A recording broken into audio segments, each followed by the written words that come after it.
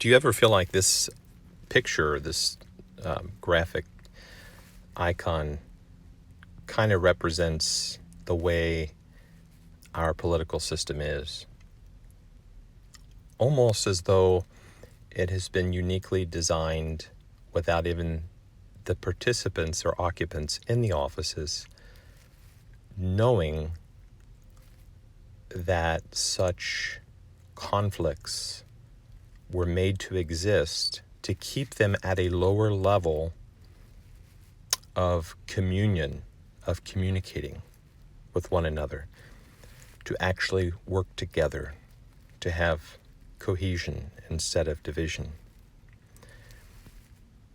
This is the exact and absolute state of our affairs as it relates to our system, the way it's currently functioning. And many don't know the reason why. Some do, some don't. And this is the perpetual darkness that some of us are being kept in. The issue with this is that it's almost like two parents, and one not getting along and not cooperating, and the other wanting to get the attention of the other to get them to help out. Instead, they close their arms, not open, because they have inner resistance instead of inner acceptance. They have not actually grown spiritually to be able to rise above the labels that they think consists of and defines who they are. If you take a cork board tack as an example, and you flip it upside down where the pointy sharp side is upwards, and you take a post-it note and you write on one of the post-it notes a person, and then also another post-it note, a mother, another post-it note, a father, or maybe it's a father, another post-it note, a Republican, another post-it note, maybe instead a Democrat, or a post-it note, independent.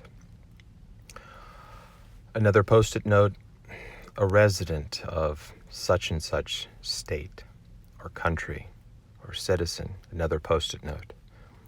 An employee at such and such company as a project manager, another post-it note. And all these post-it notes are basically, in some ways, we have to be able to see rightly.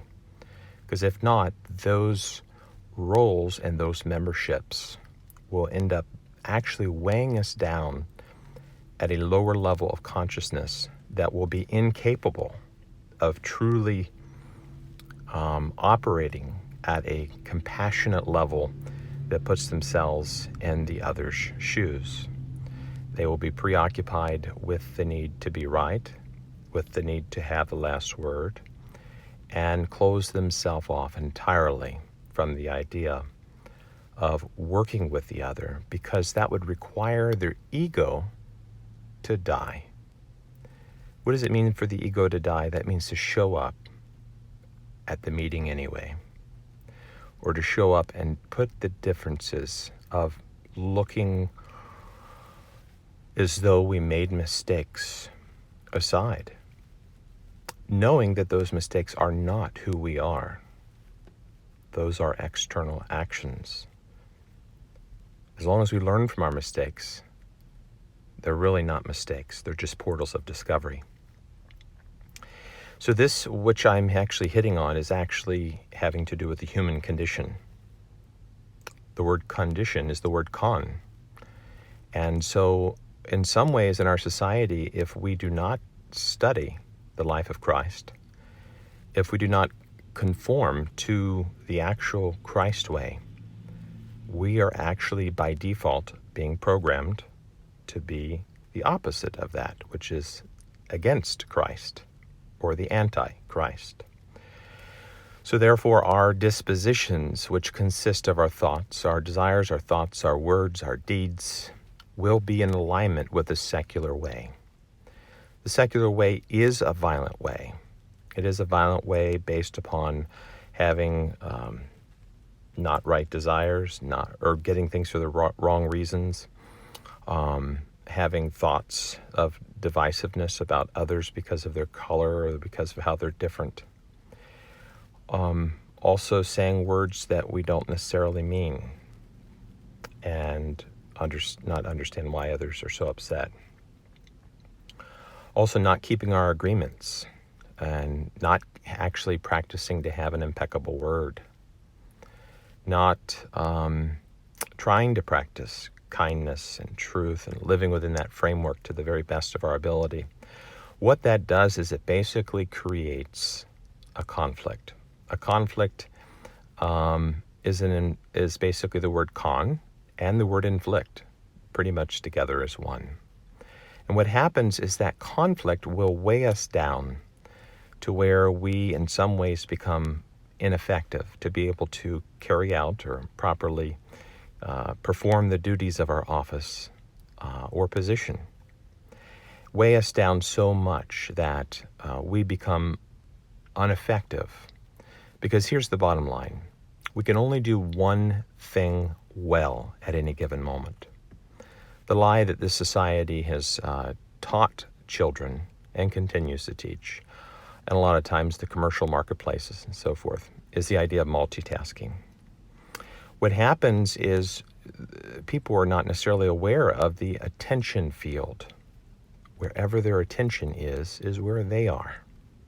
Because we are really that watcher, that attention field itself. So the war that's going on is to basically divide, to number one, capture our attention. To have our attention be absorbed by information. What is information? Information is kind of a covert strategy of forming people to do a certain deed, vote a certain way, etc. It's the word in formation.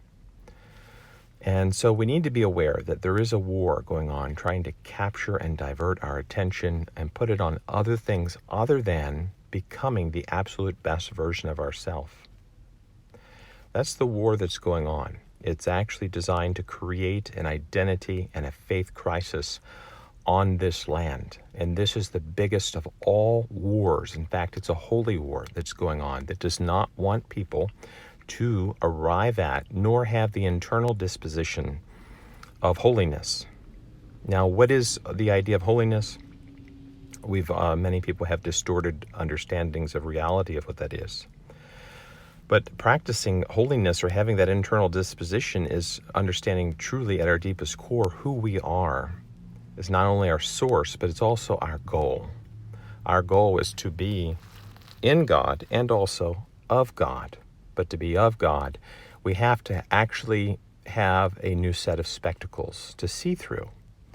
And with the old testa, which means head, of me at the New Testament, that is the secular trained ego self, which is an ego God. The new testa, or the new head of me at the New Testament, if you look at the word testament, it's exactly what that means, is a dying to the old regime, secular training formation process, a chiseling away at the negative dispositions, attitudes, divisiveness, behavior that have been formed in our character that's transferred itself from society and from our parents and from those around us in our upbringing based upon our environment, part of the cultural conditioning process. So we are supposed to awaken to this. We're supposed to become and answer the call to become the absolute best version of who we are called to become, to reach our best destiny, which is to reveal, reflect, and resemble the character of God. And that is ultimately the highest ideal for any leaders of any country. And those are the ones who should hold those offices because they are servant-driven and they predominantly have the disposition of seeing in the most compassionate way possible and reaching across the party lines to be able to be that which we hope to see. So what you're finding is a society that has been actually trained and conditioned to be at a predominant state of blaming in terms of consciousness level. And so that actually feeds the perpetual state of the legal industry and makes professional customers because of grievances given or offenses given by others. But in our political system, it's actually counterproductive, and it is actually preventing real issues from being resolved, sadly, which require immediate attention for us to see the change that we hope to see so that our land can be the great nation that we hope that it will someday be. Now, when we say great, some of the political leaders mean it within a certain context. They mean it within certain external abilities to acquire and to have possessions and to have exterior wealth. But the issue with that is they don't discuss the interior. For those who run after the exterior wealth without having the right interior be transformed from the natural poor state of its upbringing because of how we've been indoctrinated, where we've not been able to give grace-filled responses to others or compassionate, kind responses to others, where we become highly offensive and take offenses at everything that happens by those around us, is actually a reverse-engineered strategy for the world to control our interior dispositional state, to actually control our thoughts and feelings. So we have to awaken that this kind of covert war where the world wants to dominate our interior life, to have us be discontent, to get us to vote or do something different through an action is existing. But the problem with that is actually many of us stay and dwell in that negative state. So we have issues going on in this country. And we are called to rise higher, to see at a higher level, to have our brains, so to speak, rewired by reading scriptures and studying the life of Christ and practicing virtue and truth. And the real benefits of that are that we can every day in our work environment truly allow work to be the opportunity to practice going into a situation where someone may be very, very negative,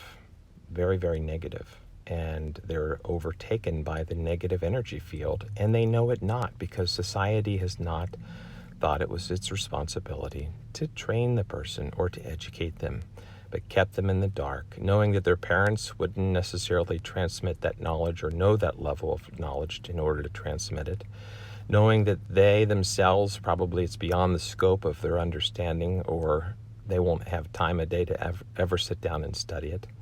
And of course, the public schools didn't teach it. It taught things about butterflies and frogs and dissecting things that not necessarily have anything to do with our everyday life skills that we need to truly understand in order to operate in the most efficient and effective and most grace-filled way possible.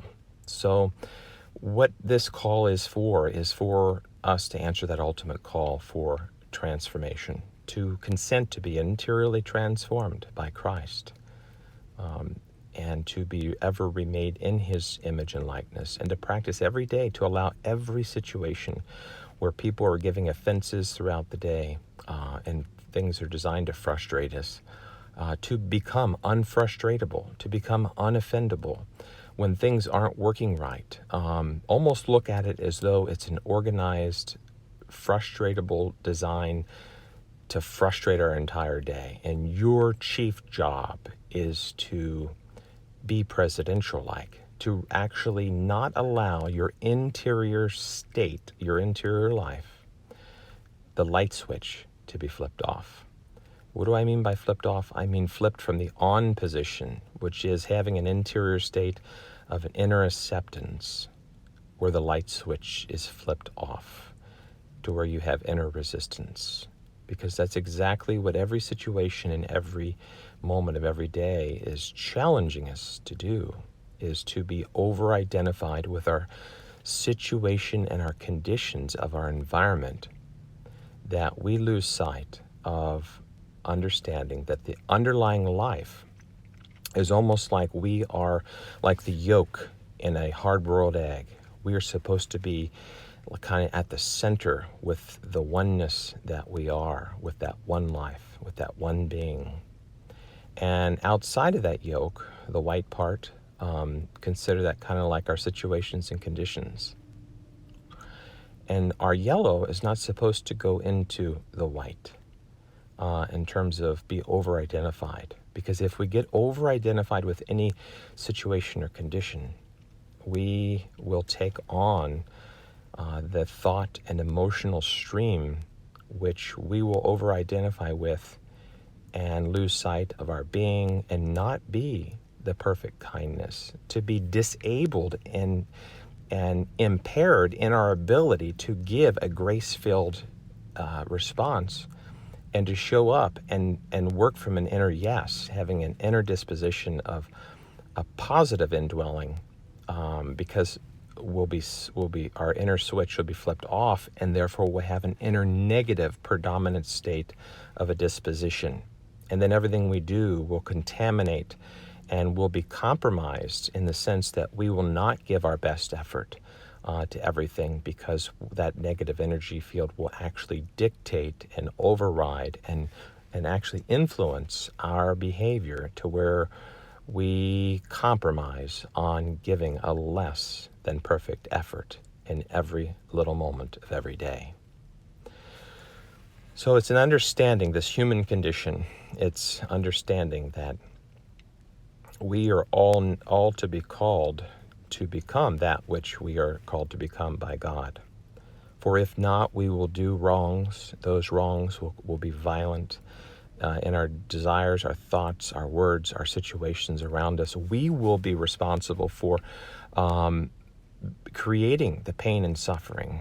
Our ego will be. And I'm afraid that's what you're seeing on a national level, is that you're seeing this disposition of almost someone in the white and someone poking them in the back, trying to get their attention to say, hey, are you aware that, illegal undocumented workers are actually running off with people's jobs and no federal agency is actually following up with the victim or victims? Are you aware of that? And this is allowed to go on while on a national stage you say one thing and have certain ideals and promises, but on the other hand, you have absolutely no responses to the victim or the victims, and no federal agencies or local agencies are actually reaching out to the victims to communicate, to say, hey, we're looking into this for you. Well, that's one situation that's going on. Another situation is where illegal undocumented workers are actually allowed to foster children as part of the as part of the foster system, and be able to do it for 5+ years and know about it and not reach out to try to work anything out or to fix or cure the issue with those who brought it to light. The other thing that we need to be aware of is that Christ practitioners, people who don't necessarily feel called to go into a monastery and brick and mortar monasteries, may choose to live a life of holy poverty, frugality, and obedience in terms of the way of having a more rightly in-tuned interior disposition as it relates to the material world. Are actually law enforcement officers are telling people of the public exactly how to manipulate police reports and file false police reports in order to get these people into mental facilities in order to get them drugged up, to try to get them to change their way. This is sad.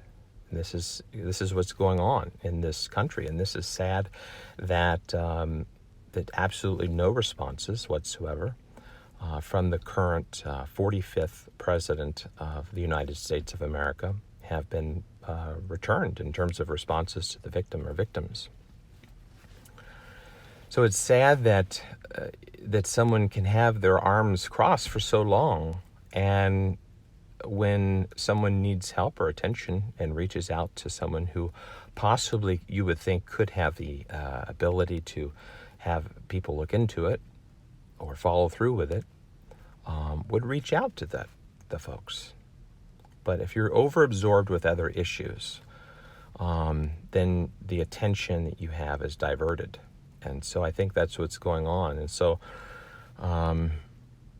the same thing has occurred with people with the GLBT community that are being forced into the mental health system, and even with judges, where judges are basically doing court orders that allow other people to throw them into hospitals and drug them up against their will, and actually stop them at Greyhound bus stations and prevent them from being able to go visit religious communities, saying that life is not for you. Is this really America, or is this like a small North Korea that we're talking about here? So the story and the impression that you get through the media and through the TV is a glorified state of, great ideals, but have we actually actualized those ideals? What is great truly is that each one of us becomes who God has called us to become. And in that, we can occupy the offices and the positions of serving others. And in that regard, make decisions and honor the faith and religious, spiritual practices of people, and protect and defend their jobs, and truly be compassionate for those who have been affected as a result of the excessive force and abuse of power. There is excessive force and abuse of power. And I will tell you exactly that it's coming from law enforcement agencies, officers, and also judges who think they can get away with things and never have the spotlight turned on, because they have their buddy-buddy system that's set up to basically sweep everything under the carpet. And so this upcoming election is so absolutely critical. It's critical in the sense that the Republican mindset is basically to give back to the states the ability for them to make the decisions. And so people don't even know that a predominant state of the collective unconscious, they're capturing that voter base because their frequency of disposition internally resonates with that of the current president, the 45th president. Sorry if I said 46th, 45th president. And so that is exactly what's going on. There's a vibration level of attractiveness. So like attracts like in that regard. It magnetizes it. But the sad part about that is that we probably will continue to go on for another 4 years after this upcoming election. And we probably will not see the changes that we hope to see as it relates to the abuse of power and excessive force of what's going on, not only with the physical police brutalities with people that are caught on video and so forth, but we're also going to see this behind-the-scenes stuff that's going on in hospitals with judges and police and other people of the public pushing people into and preventing, basically just stomping all over their rights and abilities and their practices to, which I believe in some ways is the greatest freedom for which soldiers have fought and died in wars to defend and to protect. So I am here to tell you with absolute certainty, I have firsthand knowledge and firsthand evidence of these things going on. And I'm concerned that the state of the affairs of this nation are in a serious, grave time of where the disposition of the main leader, by having a non-desire to put their attention on these issues, is actually a violent act in itself. And that violent act is similar to the same dispositional state that we've had and maybe seen in one of our parents, where they have an agenda, and that agenda is all they care about. They don't care about the greatest good of all involved. And they don't care about the least of all involved, as long as their agenda gets accomplished. This is what we're up against. And it may be that the predominant state of the ego formation process, which is in some ways that antichrist formation process of our society that's taught us to be very critical and keep us at a state of blaming, is truly, without a doubt, a satanic type system that forms us to be accusatory in nature and not compassionate, and to be limited on our ability to have grace-filled responses, and to get caught up into conflicts and have conflict be the predominant state of our disposition between more than one person, to where we are all divided and it seems like there's no unity. Well, this is a call to unity. This is a call to see that unity and have integrity as the number one absolute most important thing in this election. That is what 2020 is about. And so the question is, are we going to stand by and allow a large amount of people to be captured by a reverse engineered system designed to capture a base of people who are not necessarily have the ability cognitively to use reason and to truly discern, to be captured and taken to vote them back into office, and cause more pain and suffering? Because that may be indeed what happens. We may need to experience more pain and suffering before we actually come to a greater awakening. It's just sad that it has to happen. But we need to be aware that it could. So calling out and putting our attention on those issues that matter is the most important. The person who had a job stolen from them, where police invaded the person's privacy, went in the middle of prayer and ripped somebody out of the room into handcuffs and took them off and said, "You need to go with us." And it wasn't a choice. Who actually came right into the person's residence without a warrant. And I'm here to tell you that the story that you're being sold on through a national lens from a character doesn't seem to understand that these issues are going on. It's almost like it's a Hollywood performer who chooses to perform, not to lead, and chooses to perform not to put his attention on the cares and concerns of those who are being victimized. And where other agencies, federal agencies, also have abandoned their due diligence in the process as well. This is the state of affairs. Jobs are being taken by people that who came from outside of our border. Christians, practicing Christians who want to live holy poverty, have that work on and militate against, and have that more rightly in tune disposition of poverty, so that they can have a more rightly ordered disposition to the material world, are being locked up. Enough is enough. When will enough be enough for you?